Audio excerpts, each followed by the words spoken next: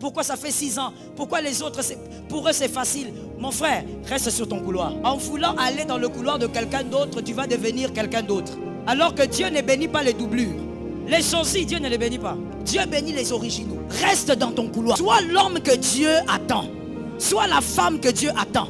Et Dieu te bénira dans ton couloir. Toute personne qui est là en train de te dire, hey, mais toutes ces années, si tu n'es pas encore marié, vous avez un contrat? Il faut lui demander, on a signé un contrat. Il y a une date où je dois me marier. Si je ne me marie pas, tu vas mourir. Pourquoi tu surveilles mon mariage? Dis à un voisin de me surveiller. Il y a des gens toxiques comme ça. Ces personnes sont toujours là. Même dans la famille, elles sont toujours là en train de vous surveiller. Tu as un nouveau travail? Maintenant on te paye combien? À toi aussi. Depuis 6 ans le même salaire. Ah, $500 depuis. Où est ton monsieur?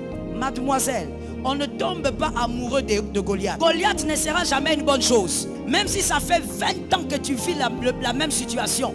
Ne l'accepte donc comme ça. Des amis comme ça. Bonne prédication à tous.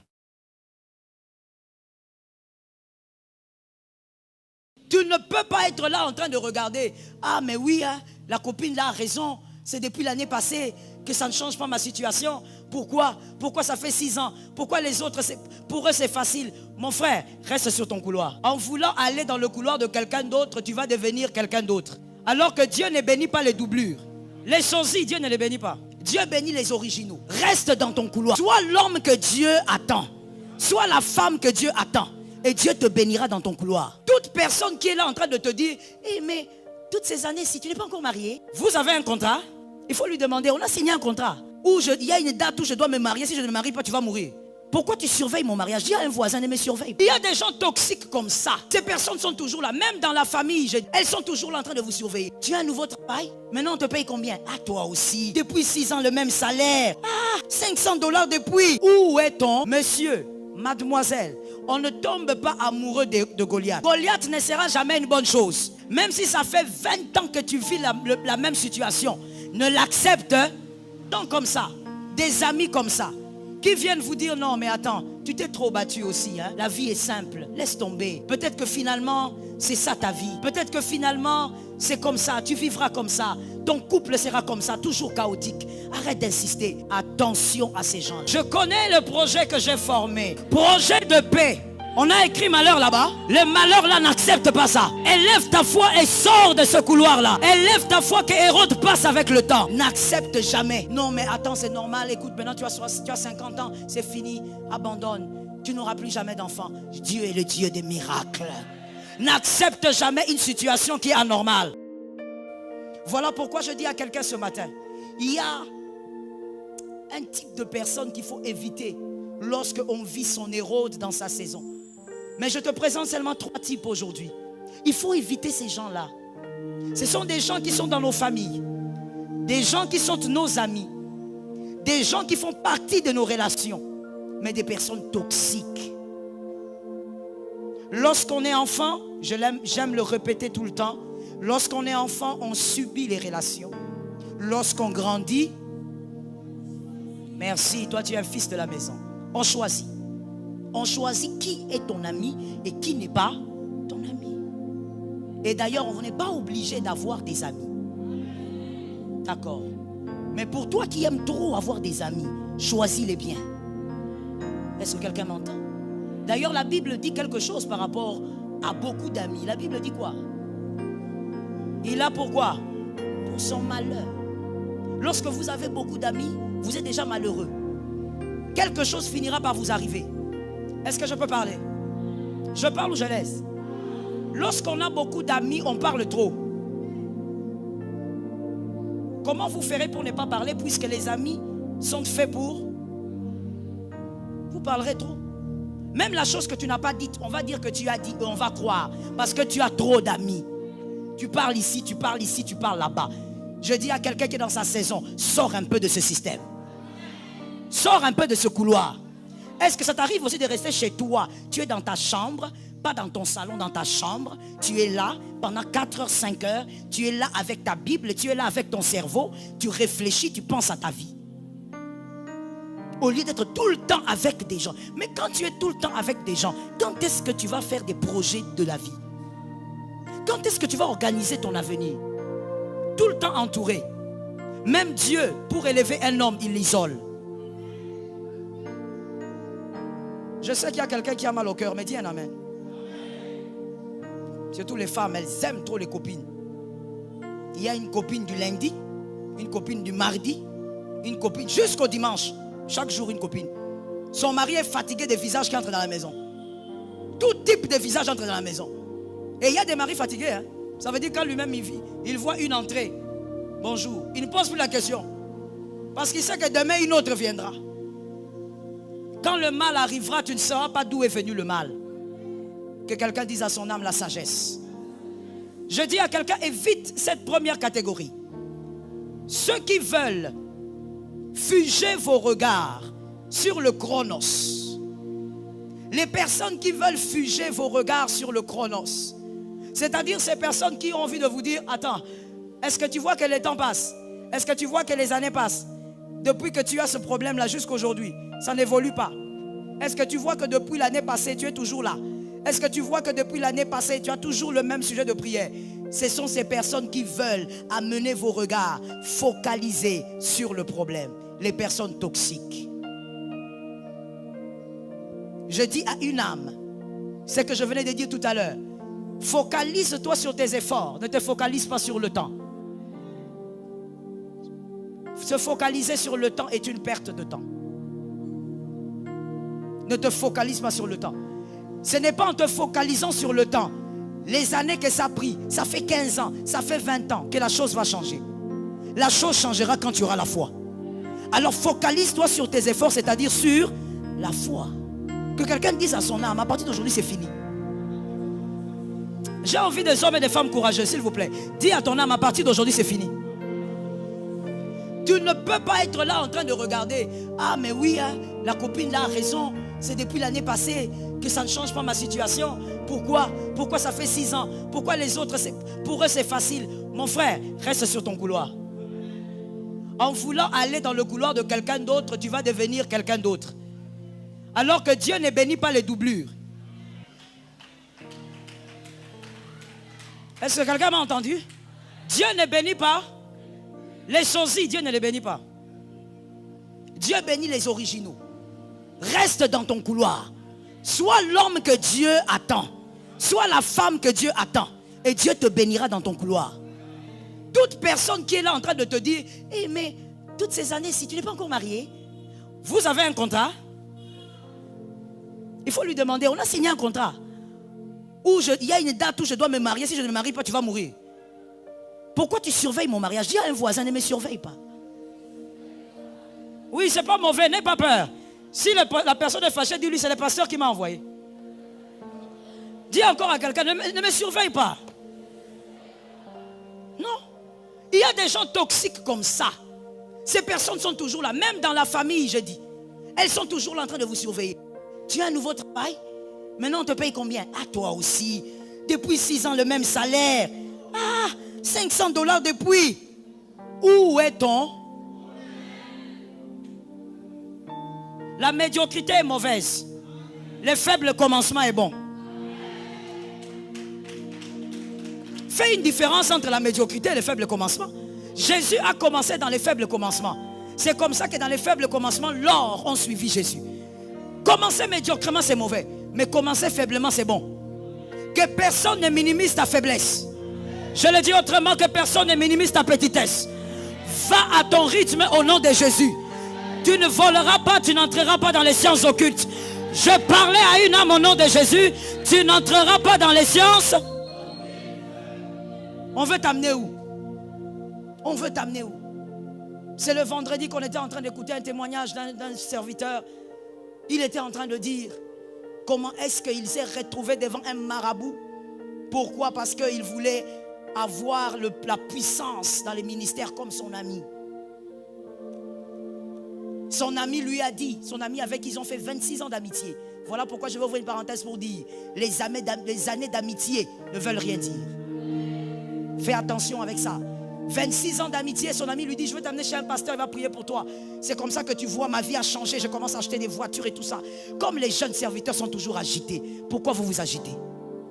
Est-ce que je peux parler? Toi, tu veux avoir les choses qu'un homme a eues après 30 ans. Tu envies ce que quelqu'un a eu après 15 ans. Toi, tu veux les avoir en un jour. Ce monsieur est allé avec son ami et il a présenté à un monsieur. Ce gars l'amène dans un hôtel, dans une chambre d'hôtel. Il allume les bougies et il y a des petites caisses et un serpent sort dans l'une des caisses. Ah oui. Et le monsieur qui dit, mais moi je croyais que tu étais un homme de Dieu, j'étais venu ici pour la prière. Il dit, calme-toi, regarde. Il regarde à ses pieds, il y a une feuille qui apparaît. Et sur cette feuille, c'est les sacrifices. C'est qu'il doit donner. Tout ça, c'est quoi? L'envie. Tu veux devenir comme. Ce que Dieu te fait subir t'amène à un miracle rare. Reste dans ton couloir. Tu n'es pas le voisin. Tu n'es pas la voisine. Tu ne dois pas envier sa voiture. N'envie pas sa maison. Une fois, j'ai dit quelque chose quelque part, et je te le dis aussi. Même si quelqu'un achète 50 000 maisons, cette personne n'achètera jamais ta maison. Je le dis autrement pour celui qui n'a pas compris. Même si quelqu'un avance, évolue, il est élevé, la gloire, ta gloire ne sera jamais téléportée vers cette personne. Dieu va toujours garder la tienne. Alors attention à ces personnes toxiques-là, qui veulent vous rappeler que ça fait des années que vous avez la même situation. Non, je n'ai pas la même situation. J'évolue dans la foi. Est-ce que quelqu'un m'entend? Et lorsqu'on évolue dans la foi, il y a un miracle qui arrive. On arrive à sauter certaines marches à cause de la foi. Donc tu n'es pas en train de perdre ton temps. Tu es en train d'évoluer dans la foi. Attention avec la deuxième catégorie. Ceux qui veulent vous imposer le syndrome de Stockholm. Refusez ces gens-là. Ils veulent vous imposer le syndrome de Stockholm. C'est-à-dire, ils veulent vous aider, mais mal vous aider. Ils veulent vous amener à accepter votre difficulté. Monsieur, mademoiselle, on ne tombe pas amoureux de Goliath. Goliath ne sera jamais une bonne chose. Même si ça fait 20 ans que tu vis la même situation, ne l'accepte. Je croyais que tu allais dire jamais. Il y a des gens comme ça, des amis comme ça, qui viennent vous dire non mais attends, tu t'es trop battu aussi. Hein? La vie est simple, laisse tomber. Peut-être que finalement, c'est ça ta vie. Peut-être que finalement, c'est comme ça, tu vivras comme ça. Ton couple sera comme ça, toujours chaotique. Arrête d'insister. Attention à ces gens-là. Je connais le projet que j'ai formé. Alléluia, moi-même je dis amen. Projet de paix. On a écrit malheur là-bas. Le malheur là n'accepte pas ça. Élève ta foi et sors de ce couloir-là. Élève ta foi que Hérode passe avec le temps. N'accepte jamais. Non mais attends, c'est normal, écoute, maintenant tu as 50 ans, c'est fini, abandonne. Tu n'auras plus jamais d'enfant. Dieu est le Dieu des miracles. N'accepte jamais une situation qui est anormale. Ne sois pas amoureux de ton bourreau. Ne tombe pas amoureuse de ton bourreau. Ne tombe pas amoureux d'une situation bizarre. Refuse-la jusqu'à la dernière énergie. Écoute-moi bien, la situation que tu refuses, même le jour de ta mort, tes enfants vivront un changement parce que tu l'as refusé. Ça localise ceux qui sont derrière. Cette situation-là finira même par s'éloigner de tes enfants. Pourquoi? Tu as refusé. Non, dans cette famille, je suis la seule à me marier. Bon, ainsi va la vie. Hein. Écoutez, qu'est-ce que vous voulez? On accepte? On n'accepte pas. Tu regardes ta famille, tu dis au fait, pourquoi dans cette famille, il n'y a aucun diplômé en licence? Pourquoi il n'y a aucun docteur? Pourquoi dans cette famille, tout le monde, il n'y a que...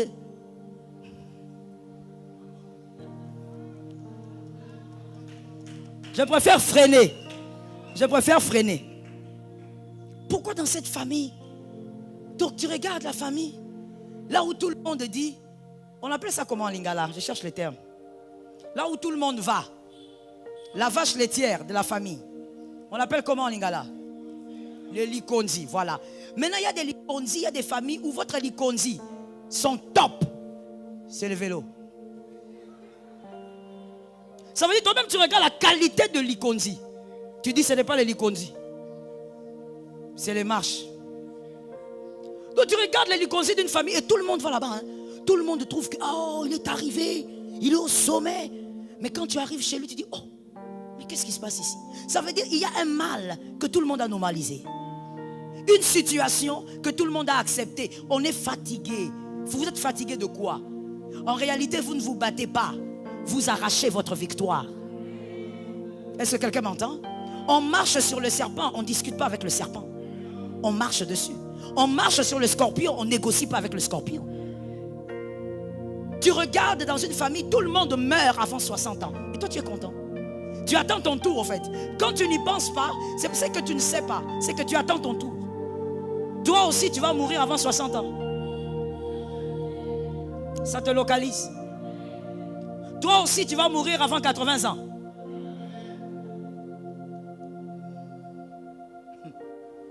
Vous savez, il y a des familles où quand vous regardez, vous sentez la longévité. Ça veut dire, la maman est là, la grand-mère est là, l'arrière-grand-mère est là. Vous vous posez la question, mais finalement, elle a quel âge l'arrière-grand-mère? C'est la longévité. Par l'autorité de Dieu, refuse toute situation anormale. Voilà pourquoi je te donne un conseil gratuit, mon fils. N'aime pas aussi rester trop longtemps. Tu peux les avoir un peu, mais n'aime pas rester trop longtemps avec des personnes qui ont des petites visions. Faut refuser. Tu vois quelqu'un qui a la vision de la médiocrité. Je te donne un exemple. Tu vois un garçon là qui a la vision de la médiocrité. Il se réveille le matin, il sort de la maison. Il est pressé, il va à l'école, je sais pas, au travail. Il dit il y a des embouteillages, il doit faire vite. Mais quand il sort là, pressé, tu regardes, il a fermé les lacets au pied gauche. Pied droit, il n'a pas fermé les lacets. Chaussettes rouges, chaussettes. Vous pouvez en rire, mais ce sont les petits signes de la discipline. Tu vois, ils sont comme ça, il va payer les cheveux. Mais c'est quoi? Ah non, je suis sorti vite, tu peux payer. Ce sont des signes de l'indiscipline. Pendant que tu dois prendre le temps de peigner les cheveux, toi tu faisais quoi? Tu vois quelqu'un comme ça, tu te trimbales avec. Il a toujours des petites visions. Quand tu lui dis, il faut que je me marie, il faut que je me marie vraiment, il est là pour te dire, ton mariage, ça doit être chaud. Tu dois faire quelque chose de pique. Pour les mariages, quelque chose. Mais quand tu vas aller louer la maison, médiocrité. Donc il voit toujours les choses à court terme. Il ne va même pas te demander, au fait mon frère, tu veux te marier? C'est quelque chose de grand, mais quel est ton budget? Parce qu'après le mariage aussi, il y a une vie. Non, lui ne réfléchit pas comme ça. Lui il va t'amener au Congo fleuve. Tu vas louer la salle. Quand tu finis la salle, tu loues à la fille là une robe, comme une robe. Quand on regarde la robe, on se pose la question, ils ont eu cette robe où? Une énorme robe. Et lui aussi vient là. Et puis, entre nous soit dit, je parle. Quelque part, les jeunes, vous êtes des aventuriers, hein? Vous êtes des aventuriers. La fille vient avec une très grosse robe. Avec le voile, on ne voit même pas ses yeux. De haut jusqu'en bas. Mais une fille qui n'a même pas besoin du voile.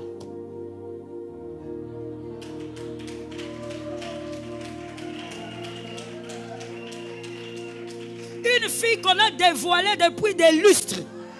Ça veut dire même elle-même ne se rappelle pas de la personne qui l'a déviergée. Elle ne se rappelle pas. Tellement que ça fait des siècles. Une personne visitée et revisitée. Mais c'est elle qui va venir ici avec un long voile jusqu'en bas. Même le garçon lui-même est étonné.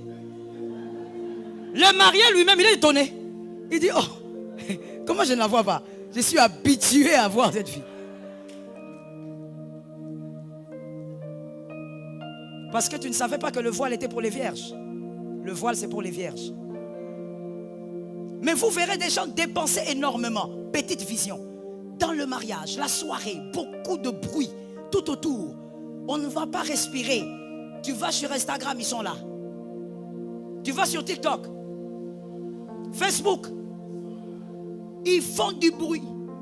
Et après le mariage, le pasteur qui dit, le pasteur que je suis, je dis, je veux venir chez vous, je vais venir vous voir. Parce que ça fait quand même 2-3 jours d'être mariés. Non maman, pas maintenant.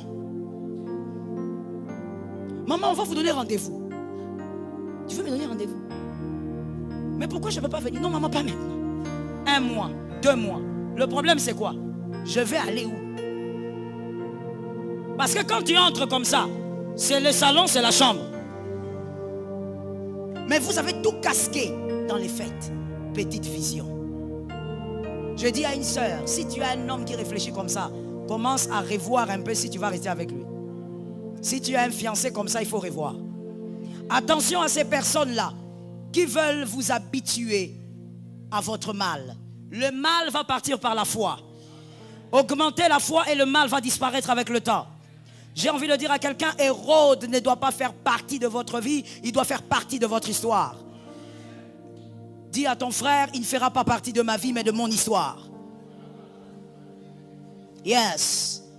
Hérode ne doit pas, comme on le dit en anglais, il ne doit pas dwell, il ne doit pas rester dans votre vie, il ne doit pas faire partie de votre vie, mais il doit faire partie de votre histoire. Un jour que vous soyez capable de dire, j'ai affronté tel problème et l'Éternel m'a délivré. J'ai affronté cette difficulté, l'Éternel m'a donné la victoire. Les hommes m'attendaient ma mort, mais l'Éternel a donné la victoire. Que Hérode fasse partie de votre histoire, mais pas de votre vie. La dernière catégorie à éviter, ceux qui veulent comparer leur foi à la vôtre et par ricochet, qui veulent donc comparer vos victoires à les leurs. Je dis à une âme, ce sont des gens très dangereux, des personnes toxiques.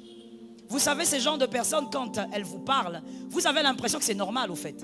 Vous avez l'impression que bon, c'est juste un frère qui veut m'édifier. Non. Vous traversez des moments difficiles et lui, il est toujours là en train de dire, ah tu sais, moi à ton âge, j'avais telle chose. Moi, quand j'ai affronté tel problème, je l'avais vaincu. Frère, on n'a pas la même destinée. Tu ne vaincras pas tes défis. Tu ne vaincras pas tes batailles avec l'armure de Saül. Voilà pourquoi David avait refusé ça. David a dit, mais comment je peux porter cette armure? Cette armure représente les victoires de Saül. En d'autres termes, la destinée de Saül. Je ne suis pas Saül. Je ne porte pas. Je dis à quelqu'un, s'il y a quelqu'un qui a vaincu ses batailles depuis le mois de janvier jusqu'à aujourd'hui, il ne fait que vaincre. Gloire à Dieu pour lui. Toi, tu as ton parcours, reste dans ton parcours et tu vivras la gloire de Dieu. Tu ne vas pas vaincre tes batailles avec les armures d'autrui. Attention à celui-là qui veut te comparer à lui. Il veut comparer sa foi à ta foi. Tu n'as pas sa foi. Et je veux dire à quelqu'un ceci. C'est important pour guérir ton âme. Ne pas avoir la foi de ton voisin ne veut pas dire que tu as une petite foi. Ne te laisse pas intimider. Et il y a des gens comme ça, très toxiques. Même dans l'église, surtout d'ailleurs dans l'église, ils sont remplis. Très toxiques. Ils veulent vous faire croire que vous êtes inférieur parce que vous n'avez pas leur foi. Mon frère, tu ne dois pas avoir ma foi, tu n'as pas mes batailles. Tu dois avoir ta foi à toi. Voilà pourquoi la Bible ne dit pas la foi de ton pasteur t'a sauvé. La Bible dit ta... Pourquoi je n'entends pas? Tu lis la Bible, non? La Bible dit c'est ta foi qui sauve. Ce n'est pas la foi que le pasteur Joël aura. Ce n'est pas la foi d'un bishop. Ce n'est pas la foi du pape. C'est ta foi qui te sauve. Ta foi à toi. Et donc ne compare pas ta foi avec un autre. Cet autre qui vient te dire, à ton âge, moi j'étais marié. C'est ton parcours, mon frère. Est-ce que quelqu'un me capte? Voilà pourquoi je te dis toujours, les jeunes, filles, garçons, je vous dis toujours, dans la vie, bossez. Ne dormez pas si vous n'avez pas réalisé que vous avez trop bossé. Je ne dis pas de boss, je ne dis pas boss assez, je dis boss trop. Mets ta tête lorsque le corps va dire c'est bon. Maintenant je mets la tête. Mais vous, vous êtes encore jeune, fort. Vous êtes tout le temps fatigué. On te dit tiens-toi debout ici. Après un moment. Mais tu vois un gars de 30 ans. Mais à 30 ans c'est l'âge de l'accomplissement. 30 ans c'est l'âge de la réalisation. Mais toi tu es déjà fatigué à 30 ans. Avant 30 ans tu es plus que fatigué. Je dis à une âme, sois capable de faire des choses qui te font avancer. Si quelqu'un te dit à mon âge, à ton âge j'étais marié, toi dis-lui, je respecte votre parcours, mais à l'âge que j'ai pu avoir ma licence. Si quelqu'un m'entend bien, sois capable de dire à l'âge que j'ai, voici ce que j'ai réalisé. Ne te tais pas, ne prends pas du repos sans réaliser des choses sur la terre. Que tous les jours tu te poses la question, au coucher du soleil, qu'est-ce que j'ai réalisé? Il y a des gens que vous n'avez réalisé que novelas.